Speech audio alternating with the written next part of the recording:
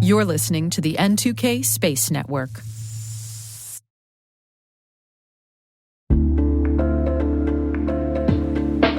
Imagine this. Your primary identity provider goes down, whether it's a cloud outage, network issue, or even a cyber attack. Suddenly, your business grinds to a halt. But what if it didn't have to? Meet Identity Continuity from Strata, the game-changing solution that keeps your business running smoothly no matter what. Whether your cloud IDP crashes or your on-prem system faces a hiccup, Identity Continuity seamlessly shifts authentication to a secondary or even tertiary IDP, automatically and without disruption. Powered by the Mavericks Identity Orchestration Platform, Identity Continuity uses smart health checks to monitor your IDP's availability and instantly activates failover strategies tailored to your needs. When the coast is clear, it's a seamless switch back. No more downtime, no lost revenue, no frustrated customers. Just continuous, secure access to your critical applications every single time. Protect your business from the high costs of IDP outages. With Identity Continuity from Strata, downtime is a thing of the past. Visit strata.io/cyberwire to learn how Strata's Identity Continuity can provide seamless enhanced capabilities to your existing identity fabric and receive a free set of AirPods Pro. They say that you should never meet your heroes, but when offered the option to have a fireside chat with a science fiction legend who has written and produced some of my absolute favorite TV shows, I'm not going to say no. And I can say emphatically that meeting Ron D. Moore was an incredible experience, both personally and professionally. After all, science fiction and science reality exist in a feedback loop, with one influencing the other in perpetuity. So, how does one create science fiction narratives rooted in reality? And how do you make them compelling? Who better to ask than science fiction TV legend Ron D. Moore?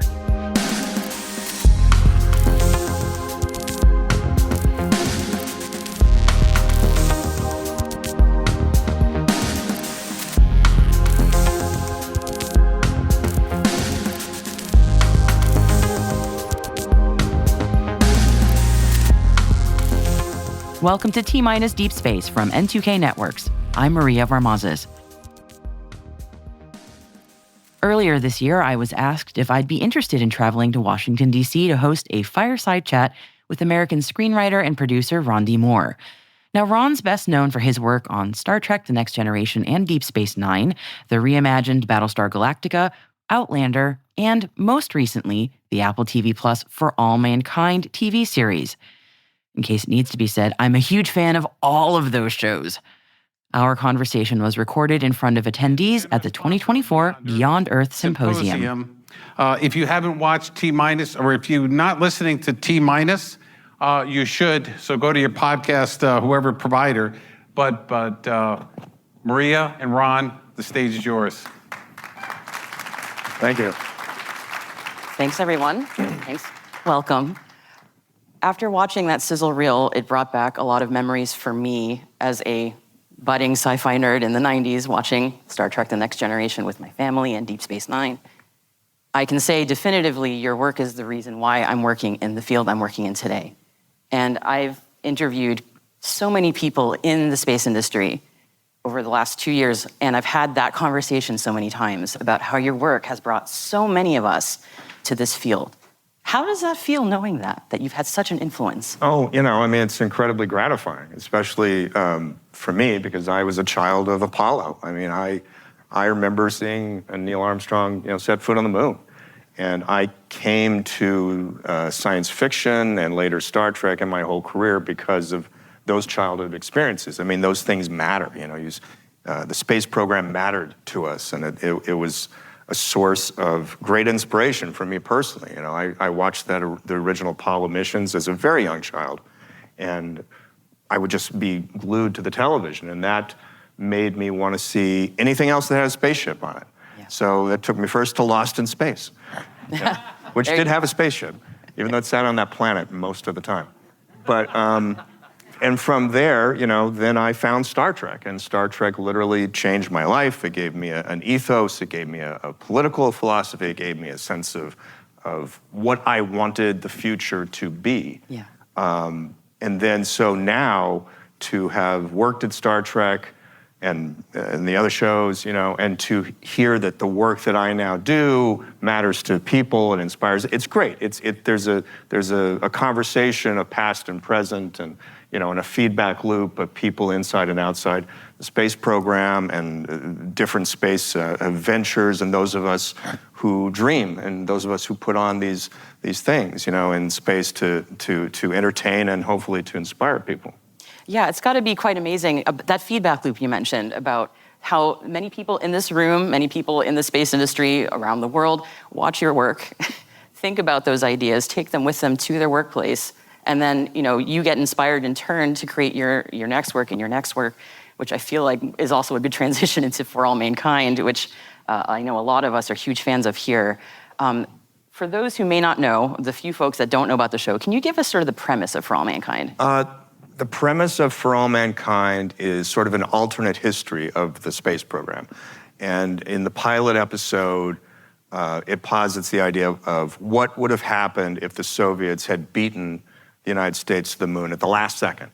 Like, we fade into the pilot, and a lot of people are watching a moon landing, and the Cronkite of our show is narrating, and for a minute you think he's narrating Apollo 11, and it's, oh no, it's actually the Russians, and they beat us there. Yeah. And the show says, if that had happened, how would things have been different? And internally, what we talked about was I wanted to do a show that was about the alternate space program. The space program I thought I was getting as a child. I thought this is what it was going to be. That's when I was growing up, and I literally wrote letters to NASA, and they would send me back full-color photographs, and they would send me early brochures on the space shuttle and all these amazing things, and I thought that was the program we were going to get, and it didn't happen.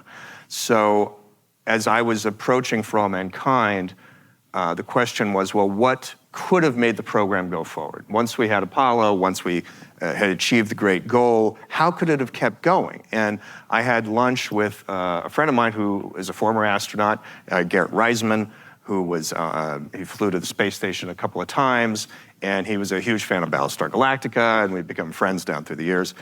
And he and I had lunch, and I just want to pick his brain, and I said, what, I have this concept. What could have made the United States keep going? How could it have continued after Apollo? And he just kind of looked at me and he said, a lot of people don't realize how close the Russians came to going to the moon.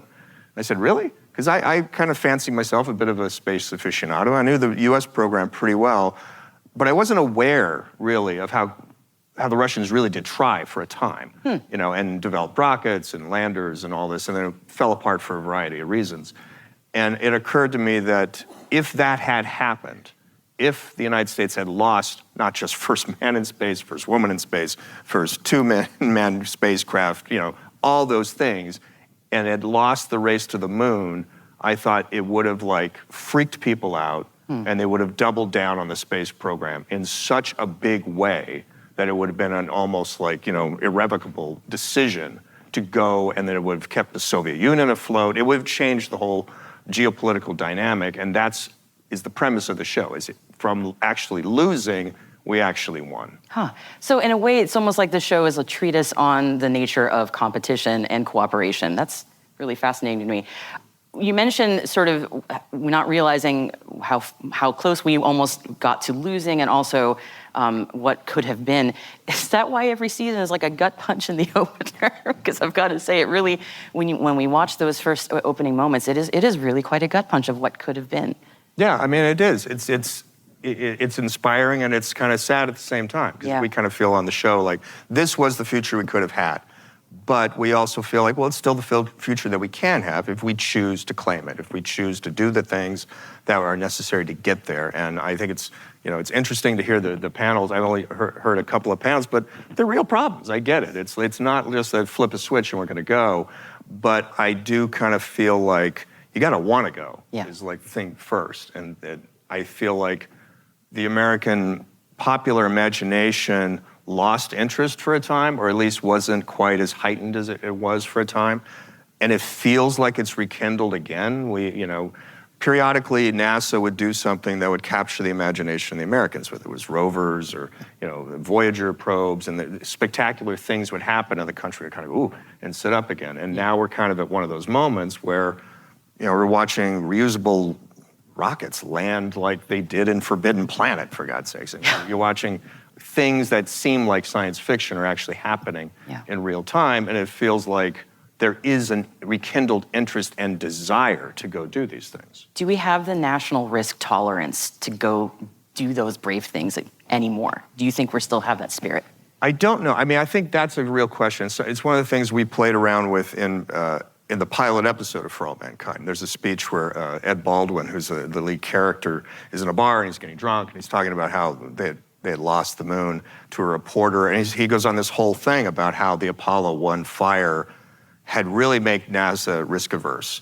It was a national tragedy. It seared the consciousness of people and made NASA as an institution really risk averse. And I could argue so did Challenger and so did Columbia, to the point where we have elevated the concept of safety to such a height that it's almost like, can we actually do anything with these kinds of requirements that to do something that is inherently risky, that is inherently dangerous, We lose test pilots, we lose carrier pilots, we lose Air Force pilots, People die in risky ventures, and we accept that and we go on with our lives, and they don't change the national priorities. But with space travel and manned space flight, we've got a whole PTSD about it, that we just are deeply, deeply afraid of losing another spacecraft with people on it. Yeah, and we wonder if we can conjure that national bravery. Again, it's a really fascinating question that I really love watching being explored in For All Mankind. It's just really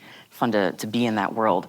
And one of the things fans like myself of For All Mankind really enjoy is that sense of being rooted in reality. Can you tell me a little bit about how you achieve that on the show?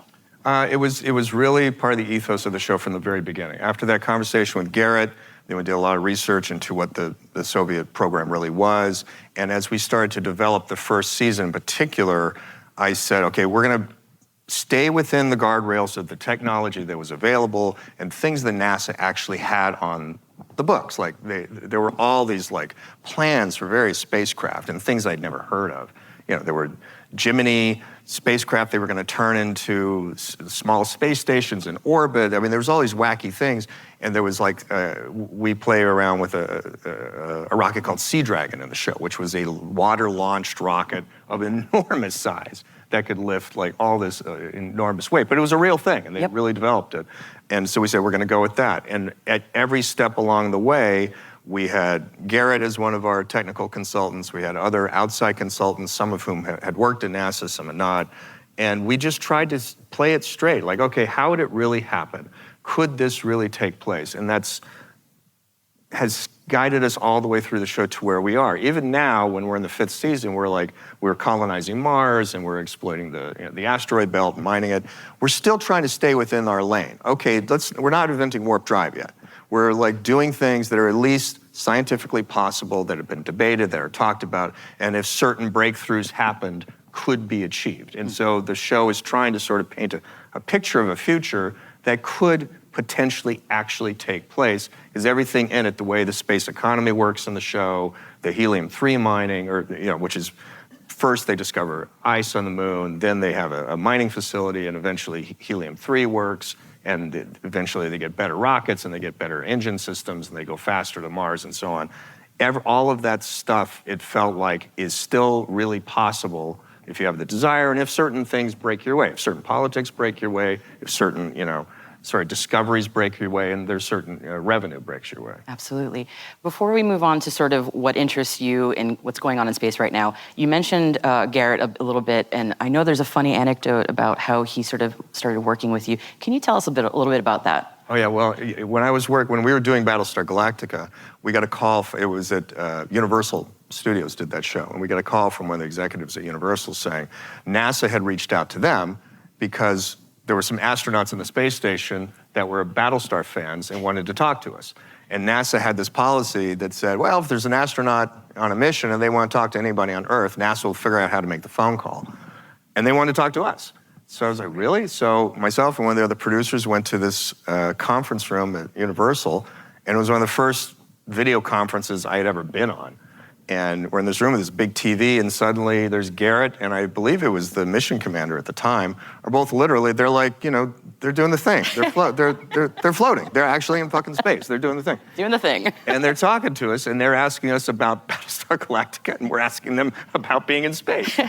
And it was fascinating. And Garrett was a real, legitimate fan of the show, and he told stories about going to the space station with his laptop and DVDs of the show, and he would watch Battlestar on his laptop, watching our fake space while the real space was like right out the window.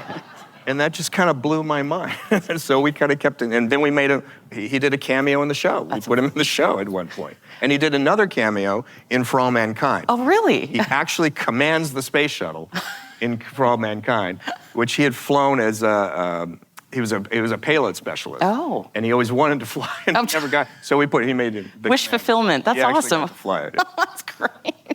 All right. So let's shift to current events. I'm so curious to get your thoughts on events, people, technology in space right now that have really captured your interest. It's amazing to watch what's been happening. The SpaceX thing with the Starship, right? The Starship that came down. I mean, that was remarkable. Yeah. I literally kept going, is this fake? Because it looked so fake. It looked like a CGI. I had notes. How could that possibly be real? The visual effects aren't quite working. They don't really look real. But that's such an amazing achievement in so many ways. And the coming of the reusable spacecraft, which, was supposed to be the space shuttle. Yep. When I first sent away for those brochures at NASA, and they sent me back this kind of thick, heavy stock thing on the space shuttle where it was all concept art. And I remember there was like a whole diagram of the cycle. And it was gonna be like a 2-week turnaround or something. Yes. It was gonna launch, go to Edwards, come back in 2 weeks, and they're gonna launch it again. Yeah. But it never achieved that. So it seems like what's happening now, not just with SpaceX, but obviously Blue Horizon and the rest of them, and is moving much closer to that goal, which was always clearly we can't keep throwing away 98% of these rockets and hope to make it sustainable. Right. Yeah, some mention of helium-3 in the previous panel. Is that something that you find interesting as well? I know it's come up in the show as well. Yeah, I mean, it was one of the things when we were talking about, developing the show, there were a lot of conversations in the writer's room about, okay, how does this economically work? How would this function? Yes, find ice, find a source to making rocket fuel, sort of on the lunar surface was a big step. And then what? Yeah. And then it was, well, what are the things that are valuable there? What are the rare earth minerals that are there? What are the things that you could profit from? And at some point, probably somebody much smarter than me said, well, if fusion actually worked, helium-3 would be a big source of it. We think there's a big source of that on the moon. That could be the thing, and it would change the entire Earth economy if that happened. So For All Mankind, the trick is somebody has to crack, the secret to fusion. Not a big deal. I don't know why we're not doing it. One of you people, just go do that. But in the world where that does get cracked, it felt like, well, then helium-3, then it's all there, and that's the new gold rush, and they're gonna pump in a lot of money because money spent there is going to change life on Earth. And the show also said, though, there would be consequences to that. Yes. There would be negative consequences. People are going to be out of jobs. The oil industry would be wrecked, and fossil fuels, and there would be a backlash. And, there would still be a give and take in terms of politics and how all this worked out for all of us. So it wasn't a panacea for everything, but it would move life forward in a dramatic way. Yeah. I'm also curious your thoughts on the current state of human spaceflight and where that's going. I'm thinking specifically of Polaris Dawn because we've got Jared Isaacman coming. But when you look at what's going on with human spaceflight and where that seems to be heading, what are your thoughts on that? I'm encouraged and also kind of annoyed. I mean, it still feels like it lurches forward. Yeah. The return to the moon, now evidently that's in question. I hadn't heard that, but yeah. I've been waiting for that for a while because it does seem like it's the next logical step. Let's develop the moon, let's get back to the moon, let's do stuff with the moon, and then move on to Mars and to the asteroid belt.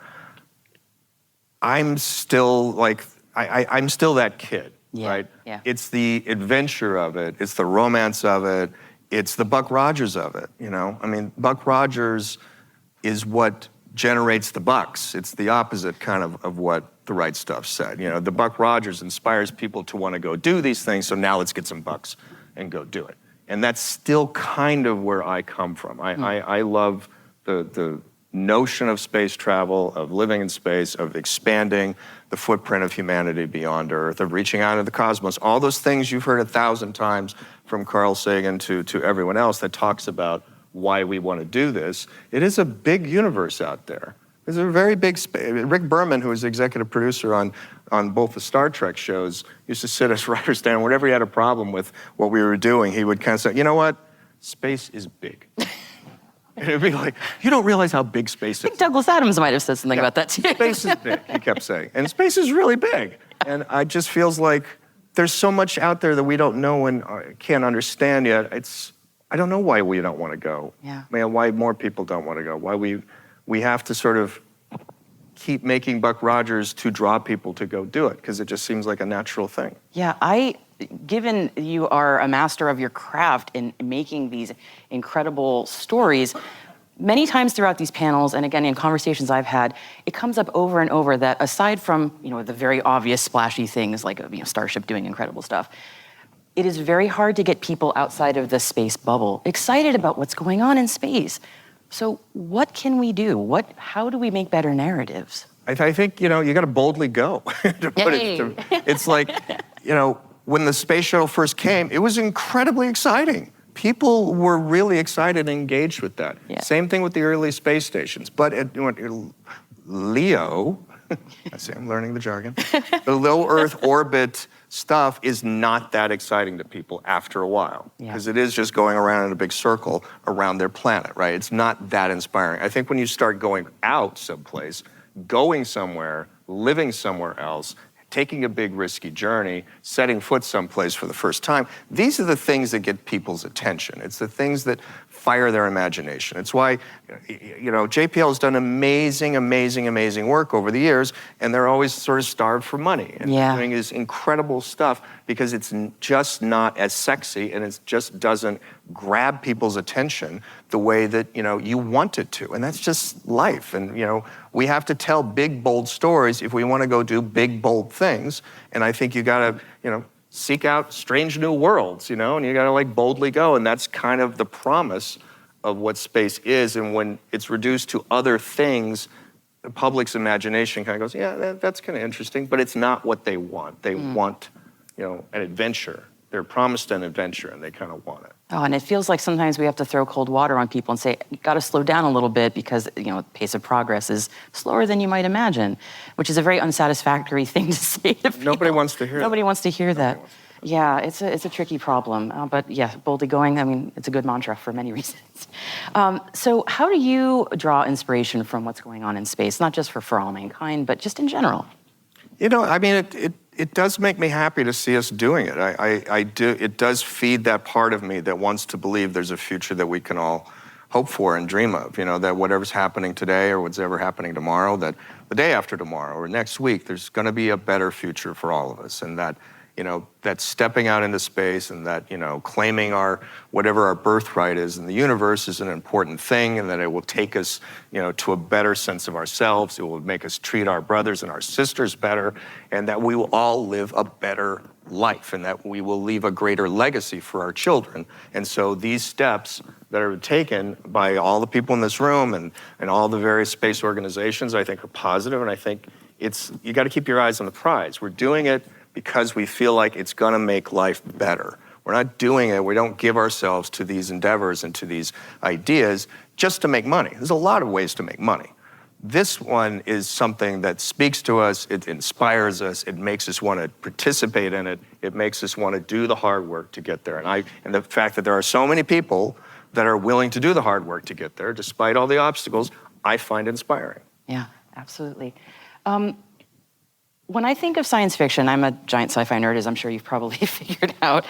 Many sci-fi creators, they don't opt towards optimism. Many tend to go towards dystopia, but your work is so hopeful. Why optimism? I think it's the combination of the Apollo program and Star Trek. Star Trek, if you look around science fiction, Star Trek is kind of the only one that says, it's going to work out. It's going to be okay. We're going to get there. It might be hard, it might be difficult, it's going to have a lot of problems along the way, but Trek says to all of us, there is a better future. We're going to solve poverty, we're going to wipe out disease, we're going to come together as one race and one society, and we're going to step out into the universe in a positive, embracing way. And I take great solace from that. And I try to infuse my work with that same sense of optimism, because it touched me, it touched the people around me. And yeah, I love Alien. I love Blade Runner. I mean, they're great. They're fantastic. I don't really want to live in those worlds. Same. I want to live in the Star Trek world. Yes. That's the place. And I think if you kind of scratch the surface of most people, at least in the United States, I can't speak to the world community, but Star Trek's kind of appeal has always been, if you think about what you want the future to be, this is kind of what you want it to be. You want heroes like this that make ethical choices, that are coming from a positive place, that are representing a world that has like figured out its shit. Yeah. And it's got things done in a good way, and that it's all good. And you kind of hope that that's our future.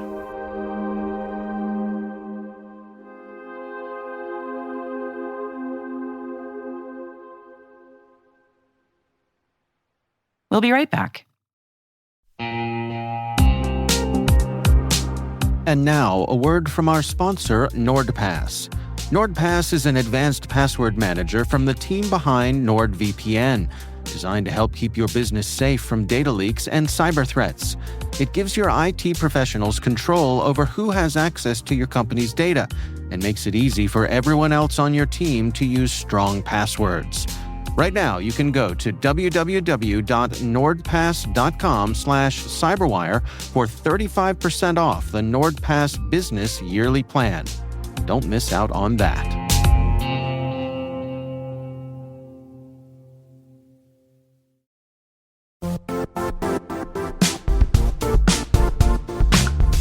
The IT world used to be simpler. You only had to secure and manage environments that you controlled. Then came new technologies and new ways to work. Now, employees, apps, and networks are everywhere. This means poor visibility, security gaps, and added risk. That's why Cloudflare created the first-ever connectivity cloud. Visit cloudflare.com to protect your business everywhere you do business.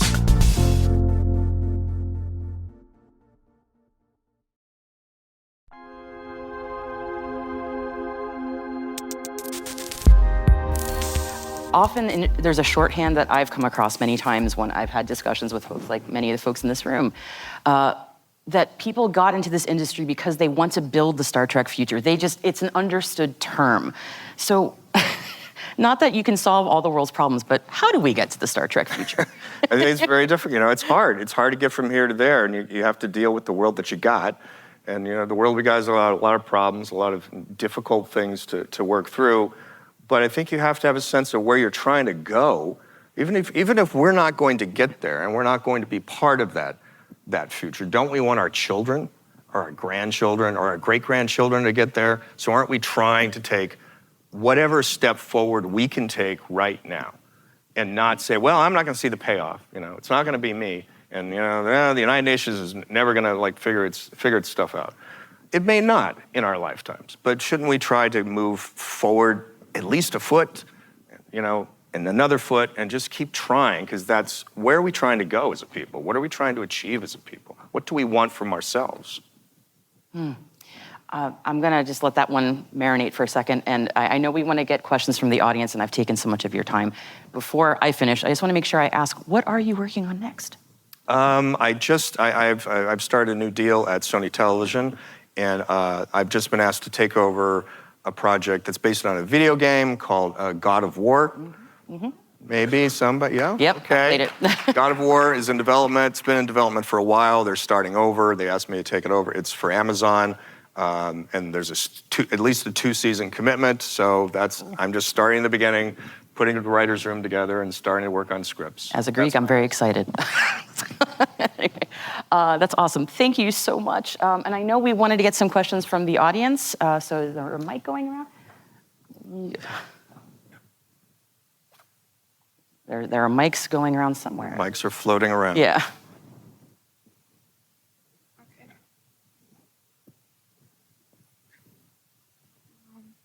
Yes. Go right ahead.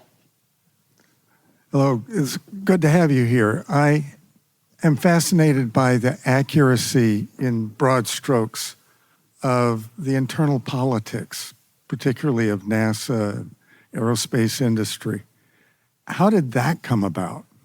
A lot of that had to do with the fact that myself and several other members of the key writing staff were already space aficionados. So we had read lots of books about NASA and studied it and sort of, were amateur historians about it. But it was also that, we then consulted a lot of outside people and a lot of research. And we just kept, we always had the scripts vetted. We always had the stories vetted by people who knew the way these things really worked. We did a whole episode that was about, there was an accident in season 1 where Saturn V blew up on the pad, and then that got us into congressional, how they spread out the contracting to all the different congressional districts, and it was kind of a granular idea of how, of some of the, the way the sausage was made at NASA, which was kind of interesting stuff. And we just were always dedicated towards trying to make it as real as we could. It's still an entertainment show, but we wanted to have a sense of authenticity to it.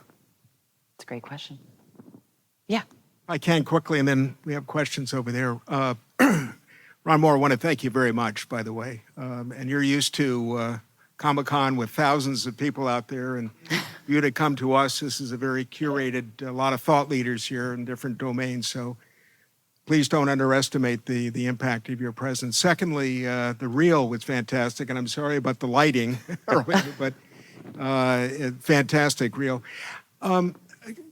Just curious about the economics of the world you live in, and if you could give those of us in Washington a sense, how do you manage to persuade you and your colleagues, the studios, to invest? Because these are non-trivial investments, capital investments you're making in these shows. So I'm curious your insight into that, and is there a continuing appetite from that? Well, it's a difficult time in television. And it's always a difficult time in television, I feel like. We've been saying this ever since I joined the business. Oh, this is a hard time in TV. And it's like, the 3 networks are breaking down. It's all good. So, now we're at a place where, the studios and networks in their infinite wisdom decided to break a very lucrative model that was generating untold profits, and they just destroyed it and have no idea how to rebuild it. Because the whole method of cable and syndication, and DVDs, which were enormous money makers, they just decided, well, what if we're all Netflix? And then one day woke up and said, but what if there's only one Netflix? How do the rest of us make money? And they haven't quite figured that out yet. What they have figured out, and why they will still give me, lots of money to play with on television shows and other people like me, is that there is a foundational belief that no matter what, people want to be entertained. And we're the boys and girls who entertain the rest of you, with our song and dances. And that as long as people want to be entertained, there's going to be entertainers, and someone's going to, fund the shows and fund the movies and fund the songs and all that. It's just one of those things, during the Depression, Hollywood did just fine, thank you. And we will probably continue to doing, some platforms may collapse, some companies may collapse, but somebody's going to be making entertainment.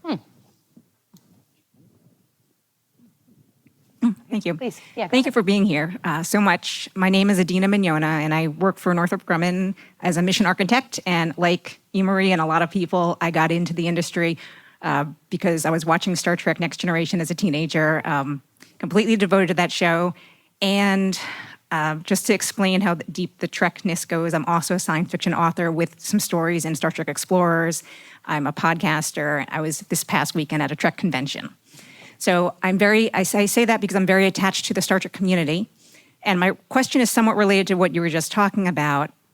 The community is really hurting right now, mostly because of the election last week, coming on the heels of the strikes, coming on the heels of the generative AI explosion into the industry and how this is affected. So when you're telling a story right now, like For All Mankind, is it harder given how grounded in reality is? Are you finding are people having difficulty working on the show, or is it just, this is another show, this is work like normal, and we go on? I think to be honest, I think in the show, internally, it's like we feel good about what we're doing. Like we kind of feel the optimism that we're all talking about. You know, there's several hundred people that work on this show, not just me. It's a huge team of people. I know a few. But they get to come in every day and do something that they feel like is positive and something that they can show people and something that they're proud of. And that provides a way to kind of get up in the morning and do what is very hard work. You know, the camera crews work very hard. Makeup artists are up at the crack of dawn. You know, people on these shows work extraordinary hours under difficult circumstances. But if they're doing something they believe in, if they believe in the essence of what it is, it makes it easier. And Battlestar Galactica is the same way. You know, people sometimes have said, well, but Battlestar was such a dark show. I never thought Battlestar was a dark show. I thought it was about a dark time, but I thought it was about people that were trying every day to make life a little bit better and were struggling towards the light. And those of us who worked on the show believed in that very much. And that gave us a reason to keep doing it, and it made it, no matter how the world at that point was not a lot of fun either. You know, the post 9/11 world in which we were creating that show was very dark and very scary and very depressing. It was like, oh my God, is anthrax in the mail, and are they going to blow up this next? Yeah. You know, what's going on, and torture and all this stuff. And we were just trying to do something we believed in and something that we felt was positive and something that we felt was meaningful, and that allowed everyone to really hang in there and do it. Yes. Hi, big fan of your work, thank you. I can't believe I'm asking this question here in Washington, D.C., but my father was in the military, and the reason he stopped watching Battlestar Galactica is because he said that it wasn't very militaristic, that people didn't follow orders, and he found it deeply appalling. So can you speak to that so I can tell him? Well, you could tell him... You tell him that my late father, who was a military veteran, was a Marine officer in Vietnam, sometimes said the same thing to me. He's like, you know, some of those people would not last very long on a real ship, but it's still a pretty good story. And he appreciated the fact that we really did try to take military culture seriously, that there were people like Adama that took it extraordinarily seriously, and that that military, like any military, was composed of a variety of people who were in it for a variety of reasons, and they reacted in their own ways. And it was always a show about characters and people, and that there wasn't really a cookie cutter approach to anybody, just like there's not a cookie cutter really of anyone who wears a uniform. But yes, you can tell my dad lectured me a couple of times about some of those same issues. That's a great question. Hi there. So my name's Joe Welch. I'm visiting from London, Ontario, Canada right now. So I'm doing a PhD, my dissertation at law school. So I'm doing a law PhD on how science fiction can be of some use to policymakers. And I'm arguing a whole whack of things. And generally, I think science fiction is very good at highlighting or alerting potential pitfalls. Bad things happen, makes compelling stories. But is the reverse true? Is there a way, can you think of any examples of science fiction that can highlight positive policies about emerging technologies? Because we're in the room of policymakers, and I know Star Trek's big, but can you dig down in any examples of that, sir? That's an interesting question. I have to really think about that, unfortunately. There's definitely notions in science fiction that predate all of the space program and all of computing and all of the internet that great writers like Harlan Ellison and Isaac Asimov were playing around with those ideas and showing how they could change society in a very positive sense. And there's probably connectivity between some of those early books or magazines and short stories and how they affected later engineers and computer sciences. I'm sure that that's the case, even if I don't have those exact examples for you. Yeah, we have a question here. Go ahead. I'm going to follow up on that question. Last year, we had one of the showrunners for The Expanse. And one of the questions that I asked at that one was, in policy circles, especially on the Hill, I have actually been quoted The Expanse as something that should be used for developing policy. That showrunner, I'm blanking on his name at the moment. Is that Narain Shankar? Yes, thank you. He's a good friend of mine. Yes. And he worked with me on For All Mankind in season 1. And that was the point he got to was, if you were actually basing The Expanse on reality, you would not have belters because you would be using robots to do all the mining, to which point the authors would respond with, and that would make a really blank, boring TV show. In the cases where, for example, as the last question was about, when you're writing something and doing your shows, how often do you actually get policymakers coming to you asking about what you're doing and the shows from a policy standpoint? And how do we indicate to policymakers when science fiction is useful for looking at what a potential future might be, and when, in the case of The Expanse, it's really 17th century allegorical story about colonialism and not actually predictive about the future? Because this does affect us in policy circles. Wow. That's really interesting. I don't get a lot of questions from people who make or create policy about what you're asking. So that there's been only a few conversations I've had with people over the years. We did an event at the United Nations once for Battlestar Galactica, which was fascinating, and there were a lot of interesting people that talked about not the science fiction aspects of it, but how the show was talking about terrorism and security and civil liberties and the threats and balance and fundamentalism. And so I've had more of those kinds of conversations about some of the themes that my shows have talked about. I think it's interesting to think about, you can hold up science fiction, I think, to policymakers as, well, this is something audiences and people and constituents are excited about. This captures their imagination. What is it about this world that they want to do? What is it about this story? Whether it's a science fiction story or not, the people you represent and the people that you're trying to advocate on behalf of, this has captured their imagination. This speaks to them in some way. How can you get from here to there, using this as a model? I think that's probably the closest that I could come. That's a great question. I think we have time for one, maybe two questions if they're quick. Hey, Ron. Go ahead. I got the mic here. I love the show. For All Mankind, it's just amazing. I'm curious to know how or where you think God and religion will play a role as we expand into space. If you look back historically, it's played a huge role in the history. Spirituality has played a huge role in the history of mankind. Where might we see that? I think it'll play a part. I think it's a big part. I think, in Battlestar, I made a deliberate choice to use religion and belief and faith as part of the fabric of the show, because it felt like, well, that's part of the fabric of our world, of people, believers, non-believers. It's in the conversation. Is there something else? Why are we here? Are the big questions, right? And it feels like as we move out into space, we're coming literally kind of face to face with that. You stare into the abyss sometimes stares back. And now we're looking at the abyss out there. Why is this all here? How does this happen? Is there anybody else? Is a huge question. Is there any other life out there? And when that moment happens, what will it say about us?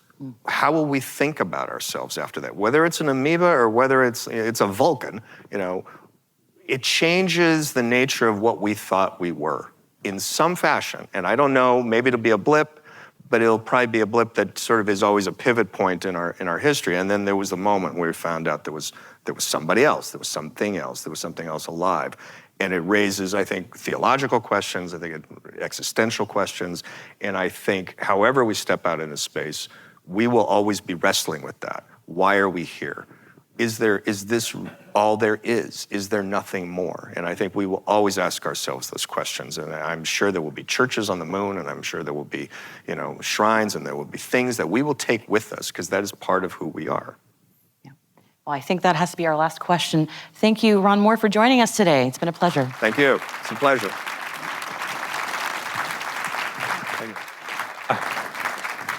Guys, Ron and Maria, could you just hang out just here for a minute? I'm going to send these guys to the reception, and we want to take a picture up here with you guys, so thanks. Hey, listen, this has been a fantastic day.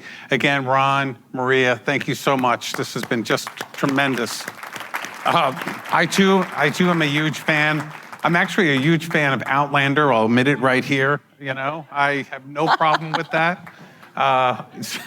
Anyway, listen, we have a reception outside. It's been an incredible day. We're going to be back here at 9 o'clock. You could see what's going on. This is a rich conversation that we're having up here. We're going to continue it tomorrow and get even deeper, especially as we go international with the Beyond Earth Symposium. So enjoy the reception, and we'll see you back here early tomorrow morning. Registration opens at 8. The program starts at 9. Have a good night.